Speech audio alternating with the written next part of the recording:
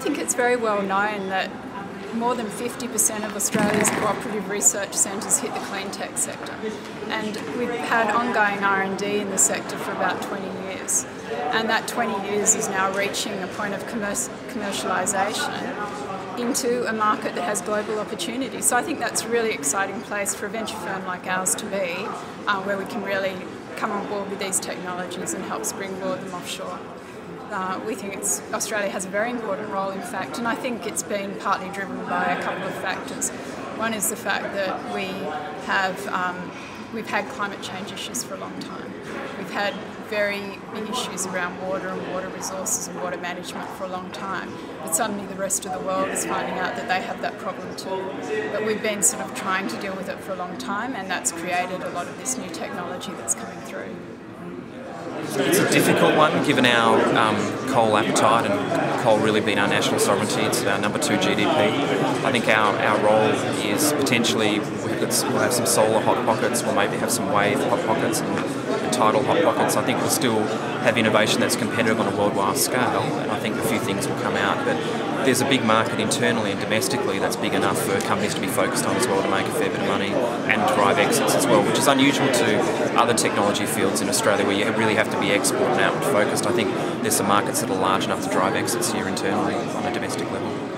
I think Australia has a critical role to play. I think that through organizations like the UNPRI, a number of the super funds have become very active at sort of the highest level of policy and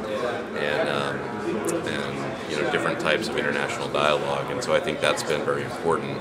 I think where we would like to see more activity would be capital flows into the sector, not only here in Australia, but Australian capital going into clean tech markets outside of Australia.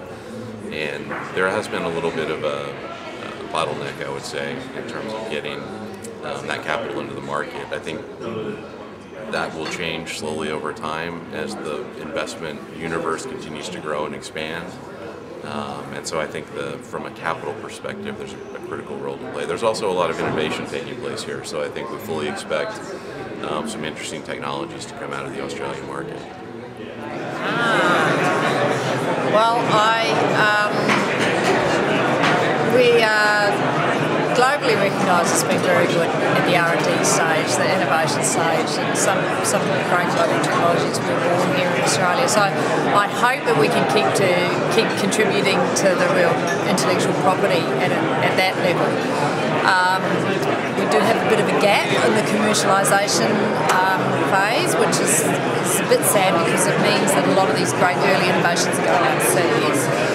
Which still, at least they can go there and continue to develop. The best ones are not going to die. But we also have some very interesting, because of our fabulous resources here, opportunities to develop, particularly in emerging technologies like geothermal, because we've got some amazing hot rocks here in Australia, and solar thermal, just because of our solar resource. So I really hope that we can play a role in the commercialisation of those fabulous renewable technologies. I think Australia has the opportunity to be a global leader, and really it has to be done outside of government policy. I think not that government policy isn't supportive, but I find that people are over-reliant on the government, and I think the government is here to help and support, but people have to deliver great companies and sustainable companies whether or not the government is participating, and stop using the government as a crutch.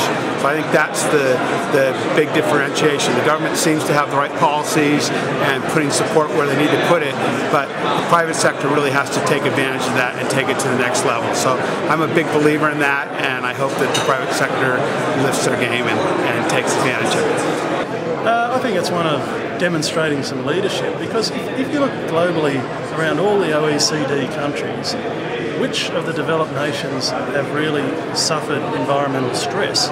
There really isn't any that have suffered the stress. We've been suffering water scarcity stresses since the 70s in WA.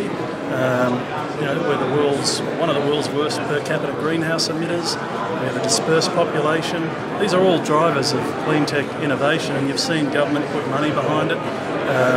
which has then driven entrepreneurial activity as well, so which is why we see 300 deals a year. So a lot of the good quality deals, not just in solar, which is what everybody looks at Australia for, but in other areas like water, are yet to come through, and they will in the next few years. So I think it's a pretty exciting space to be in.